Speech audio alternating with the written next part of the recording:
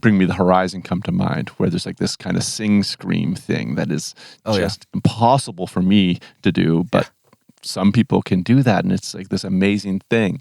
But if you can't do that, can you do it through your DAW, through your software and plugins or gear to make it sound like that? And I think Benny and I are both going to say, unfortunately, there's no software that's going to get you there.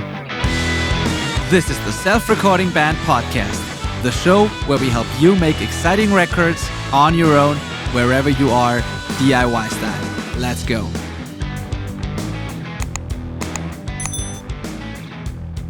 Hello and welcome to the Self-Recording Band Podcast. I am your host, Benedict Hein.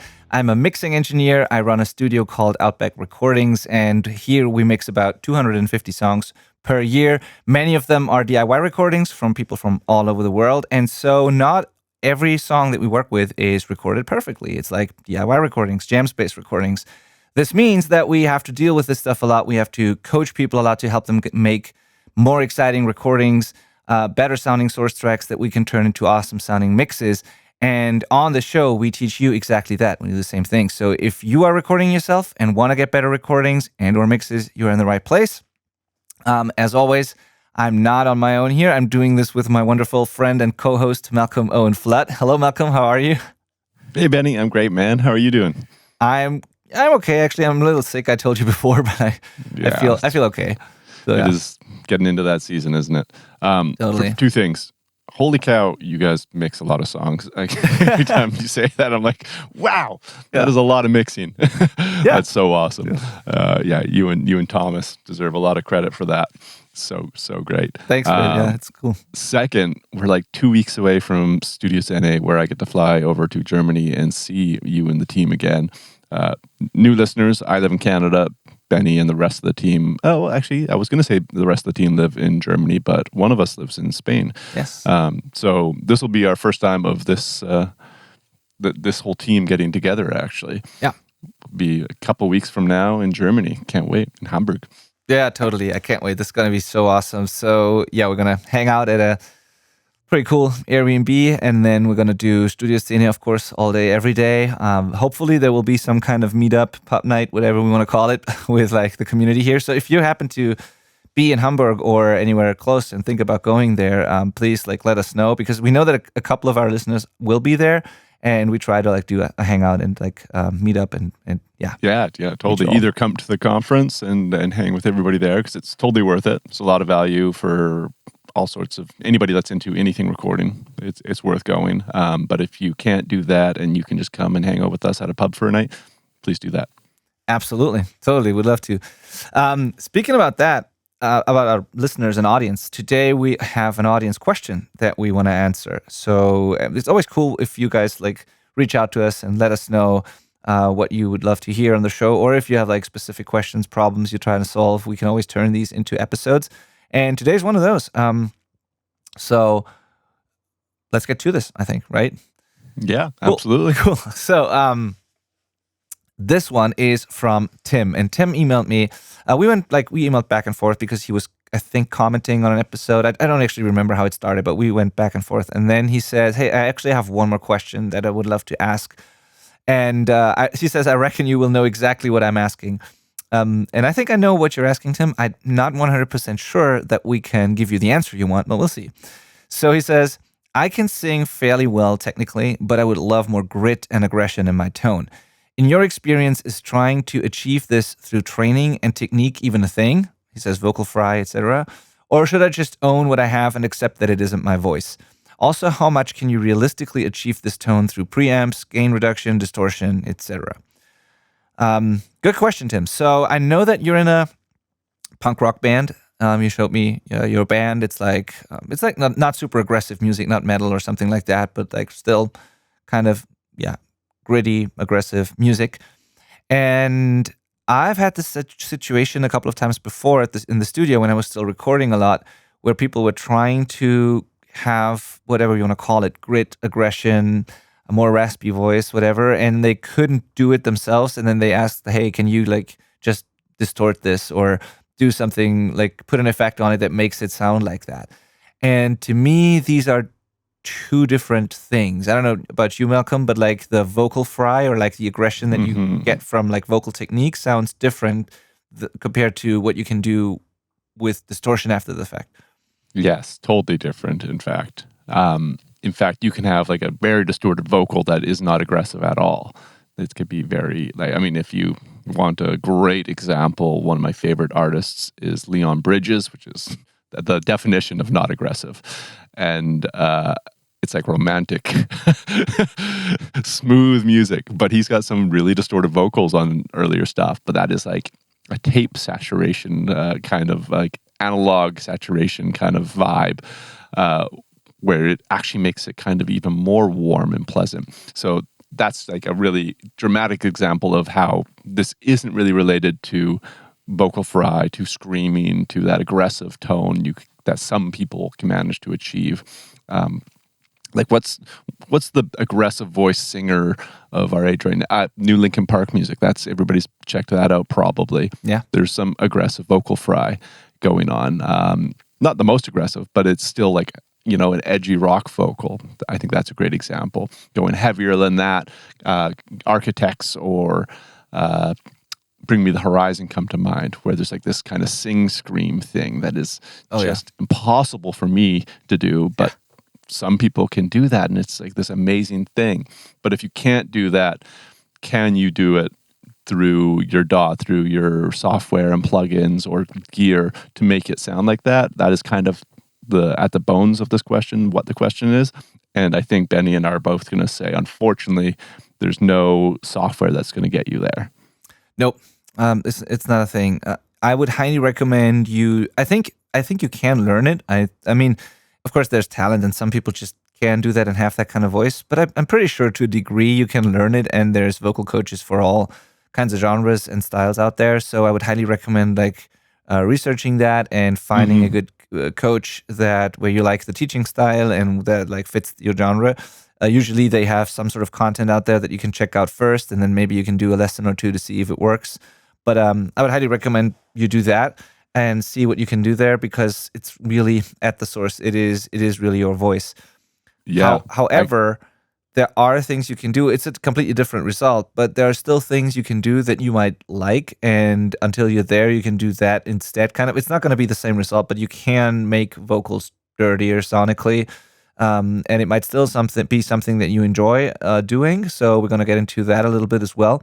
But the specific thing you're talking about, I would highly recommend just going to a vocal coach, because I'm not qualified enough to tell you how to do it. And I also think it's highly kind of subjective, like depending on what your voice currently sounds like and where you can take that and all that. So just find an expert on that. And I think that's always a good investment for any vocalist anyways. Yeah, if you haven't tried vocal lessons, give vocal lessons a shot. That you feel amazing after a vocal lesson for whatever reason. It's just like good for you. But even if you can already naturally do this, you're one of those people that just like has that built in, and you didn't struggle to figure out how to sound like that, I still highly, highly recommend vocal lessons, because there are, I'm using this term a little loosely, but right and wrong ways of doing this, where maybe you can do it, but a couple years from now you won't have a voice because you've been doing it in a very unhealthy way. Yeah. So it's still worth going down this road of training and technique if you're going to be singing aggressive music. Yes. Yeah, absolutely. And even such a good point. Just for that reason alone, if you're in an aggressive kind of music band, taking vocal lessons is worth it, just because you don't want to ruin your voice. And most people honestly do if they don't learn it properly. So yeah.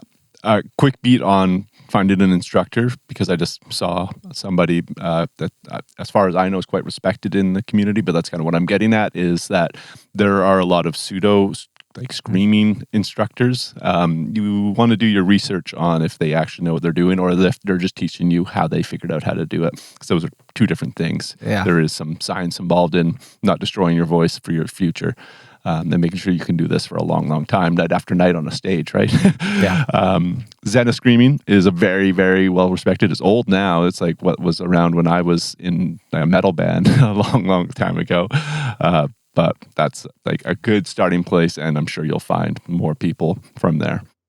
Yeah, absolutely. Then there's Mary Zimmer, and I think if you just Google, do some research of like which of your favorite vocalists or bands maybe have worked with certain coaches, you'll maybe find. I'm sure you're able to find some data there, and it's always good to find someone who's worked with an artist that you know or have heard of. Yes, very good idea. And yeah, there are plenty out there, and it's just do that. I would try and do that. And and I should mention, I think Zen is Screaming is very much screaming focused. So like the aggressive singing is kind of a different angle. So do your research on what you're looking for. Yeah.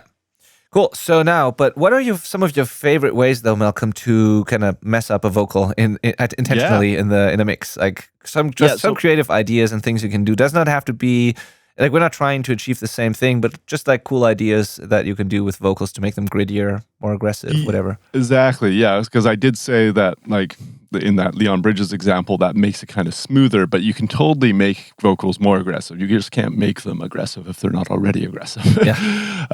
So like there's a lot of techniques that I like to use. Do you remember when 3 Days Grace came out?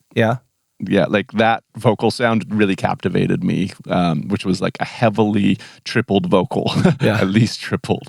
But all of those simultaneous, I mean, he had a great rock voice just anyways, but like that vocal fry stacked on top of each other really led to an even more, like it was kind of like compounding the aggressiveness of that voice, I think, by having it stacked on top of each other and like inhumanly wide as well. Yeah, but you're also kind of uber tight. It was a cool effect, and for the right voice, it really works very effectively. It's just doubling it up, but you have to be able to do it consistently enough to get it tight, both timing, pitch, and even tone wise. Yeah, totally. So doubling and then distorting the double basically, and even going the other clean. Yeah. Do you ever just do it with like a wet dry thing directly on the track instead of just using a double? Like just distortion, no double? Yeah. Yeah, totally. It's a different thing though. You like the effect that it has when it is a double, like a different take, and that gets distorted. Yeah. I think if you're going for aggressiveness, I think you're going to get more out of a double generally because of the stacked vocal fry that's going on. That like the characteristic that is aggressive in the voice is kind of getting compounded. Where if you add distortion, it's just a different thing. But it does depend on like, because if a doubled vocal's a noticeable effect in that situation, very much so. And if that doesn't suit the arrangement, like you need the choruses to have that effect, but not the verses, you have to figure out another way of doing it. So yeah, maybe some kind of vocal distortion is a way forward. Another actually cool technique that can really work is subtracting a lot. So going for like the megaphone approach, where you're scooping out a ton of low end and boosting some obnoxious mid-range or something for that kind of transistor radio effect. That can also kind of be an aggressive, like ear-catching thing. Yes, 100%. I was about I wanted to say the same thing. Like either cutting lows and highs and do kind of a radio effect thing, or just boosting a little bit of like a broad boost at like 1K or whatever. Just something that usually makes vocals. Oftentimes you want to get rid of that stuff because it sometimes can make vocals a little honky, boxy, nasal, whatever you want to call it. But sometimes it's what you want to have if you want to make them more aggressive and like cut through the mix better. So sometimes I just do a very broad mid-range boost if I want vocals to be a super aggressive, or just cut lows and highs. Yeah, totally. That's like a very contextual thing, but they can really make it like all the pieces fall into place. Absolutely. Don't you have a video on, like, I remember you have a video on YouTube, like from 4 years ago or something, about the Black Keys vocal sound with the capitator or something like that, like a pretty popular video you did. I think that was like similar in a way, right? Or like it was also about vocal distortion.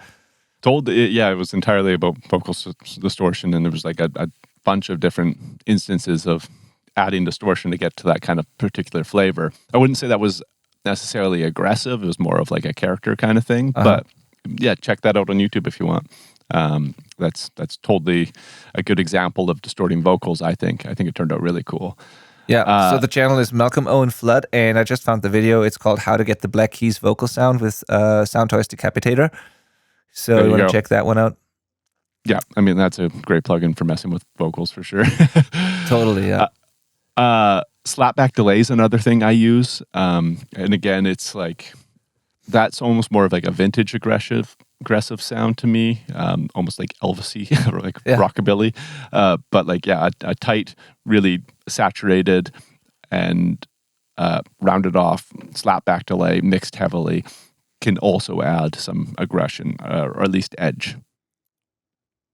Yeah, absolutely. I agree. So it's interesting about the double thing. I keep thinking about this because I never really, I shouldn't say never, but I've rarely done that. Usually I just take the lead vocal and like do it in parallel or something like that, but just having a clean and then a distorted double is, you can totally do that. What I oftentimes do is just like doing a kind of a fake double or just use the wet dry knob on something where I, for example, with Decapitator or any other distortion plugin, I might filter out the top and bottom a lot, like just keep a very lo-fi, narrow, mid-rangey thing, distort that a lot, and then blend it in, and then use the mix dry, a wet dry knob, something like that, or like a parallel vocal crush bus or something like this. To do that, the reason why I like to filter, if I distort heavily to make it aggressive, the reason why I like to filter it, especially the top, is that it just gets very sibilant very quickly and pretty harsh. And if you that kind of fizz and buzz that you get when you do it, when I distort as much as I want to, it kind of gets pretty fizzy and a lot of buzz and like noise that I don't want to have in there. And then I often need a relatively steep high cut somewhere in the upper mid range, and then I can distort it a lot more without that noise that I don't want to have and without the harshness and sibilance. Totally, yeah. But ironically, embracing like over compressing and getting those breaths to really pop in a recording can also be the thing that makes something aggressive. It's like it's kind of funny as we're talking this through. I'm like, oh, there's so many little contextual things that can be what it needs, but you have to hear it in there and be like, okay, what is not making this sound aggressive?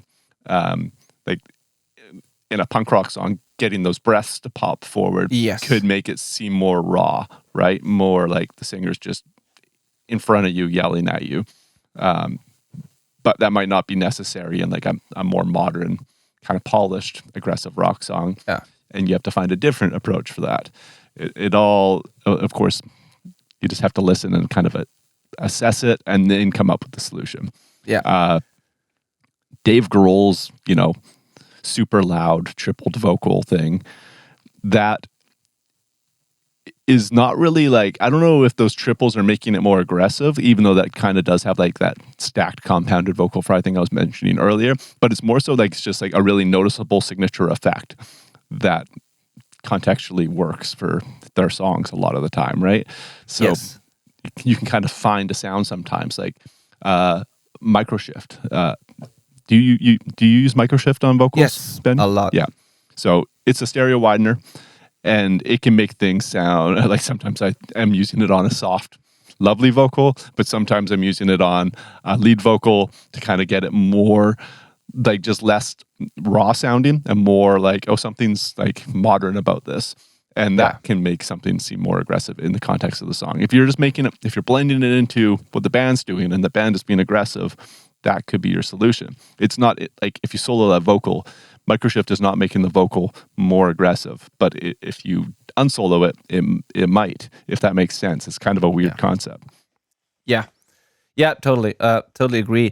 I think a common thing across all these things that we mentioned now is that we generally tend to do it in parallel or some way of like doing it in parallel, because if you want to, I think there's two ways to approach this. You can either do it on like Tim says on the preamp or like saturating the thing itself, but then it's more of a very subtle saturation character type thing. You would rarely like really hardcore distort it there, because I mean you could, but then it gets fizzy, fuzzy, like and sibilant a lot very quickly.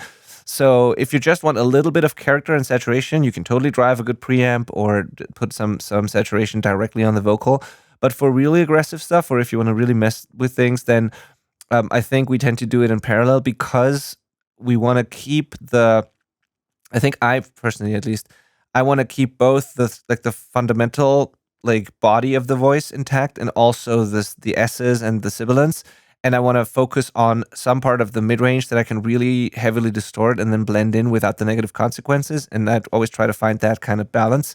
So I kind of want it still to be, in a way, natural, but also crazy distorted at the same time. And I can only do this if I use things in parallel and if I use filters on the parallel thing. And so all of these things, be it like Microshift or any of the distortion plugins, for me, it's always either on a double or a parallel kind of thing. Yeah, that's a great observation, is that like parallel processing is a part of that, and that kind of requires actually like a pretty well captured vocal generally, so that we have that flexibility. This is kind of one of the exceptions where I say don't go too far. Like, we're very much like, get your guitar tone on the way in, commit that bass tone, get those things.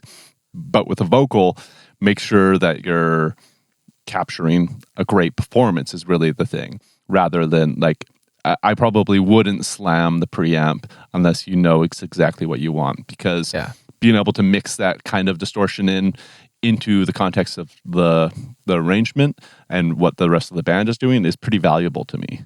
Yeah, absolutely. Totally.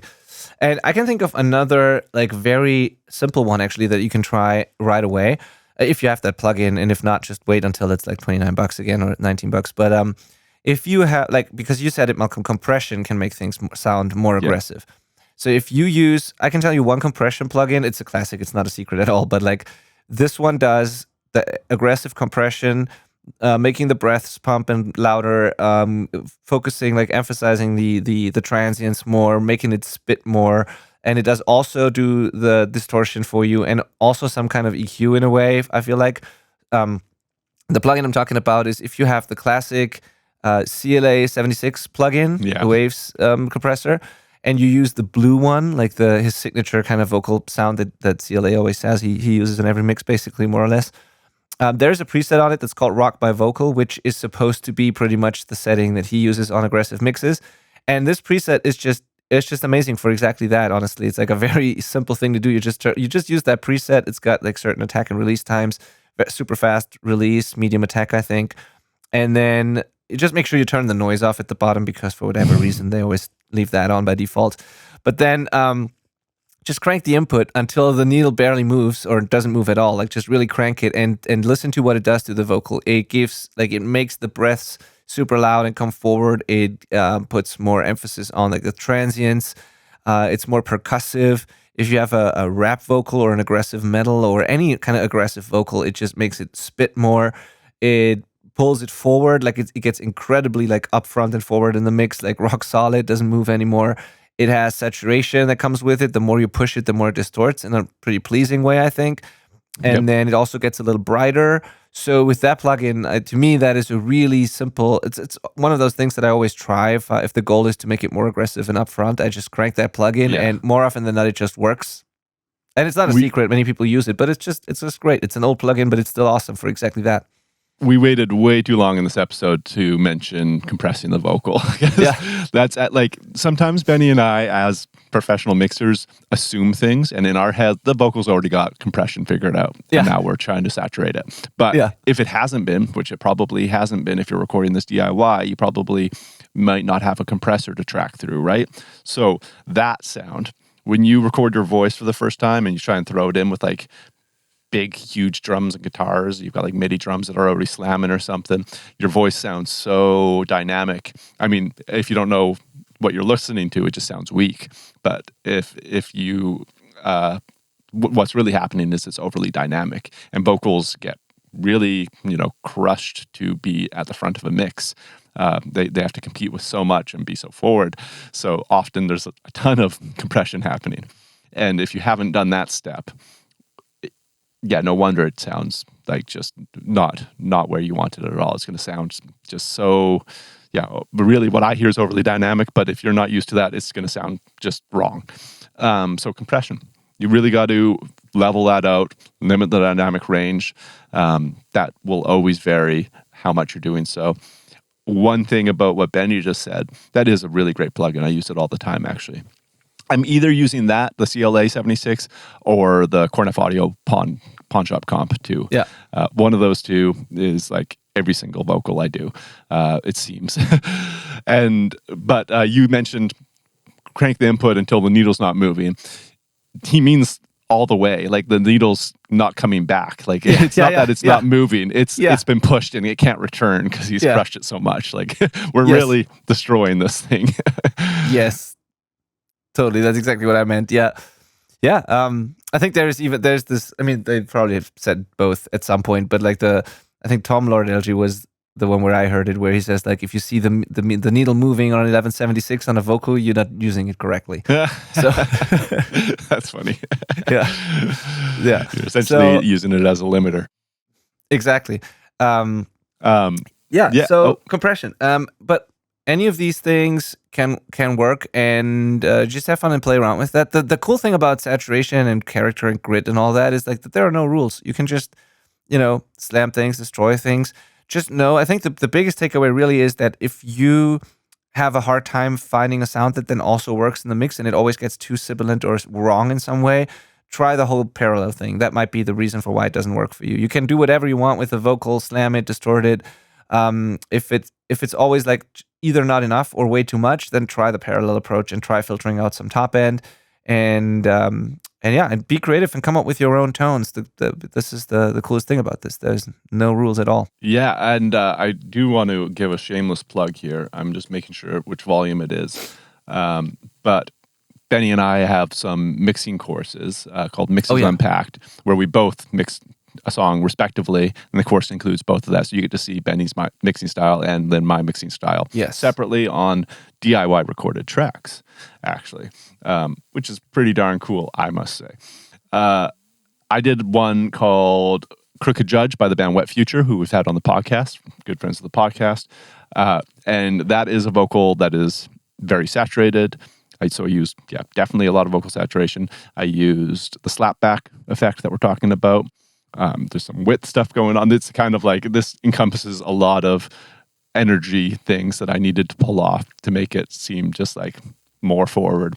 It's a pretty prime example to me. It's not a modern aggressive song. It's different than that, but it still uses like all of these tricks.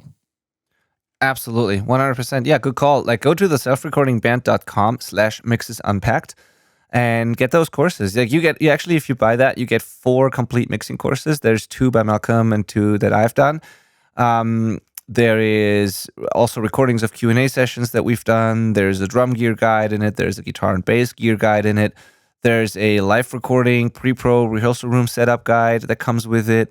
There's a video workshop by Malcolm on how to create and use key spikes in your sessions, and that's a really cool one that I learned from Malcolm. Then there's one on how to get heavy, dirty punk and metal bass tones in the DAW from just the DI, and all of that in one package, and it's really affordable. So go to the selfrecordingband.com/mixesunpacked and check that out. Heck yeah. Awesome. Yeah. That's it, I think, for this episode. I hope this was helpful still, Tim. To sum it up, please go and find a good vocal coach. And the thing that you're trying to achieve is really in the vocal itself. And I'm sure you can do a lot there with proper training, coaching. And then, experiment with all the other things that we mentioned to just find a vibe and a character that you like. And just have fun with that. And then please let us hear your results. Like if you got value from this episode and you tried the things and it worked for you, just send us a link to something that you've done. Yeah, exactly. Would love that. Awesome. Cool. Then thank you for listening and talk to you next week. See you in the next one. Bye.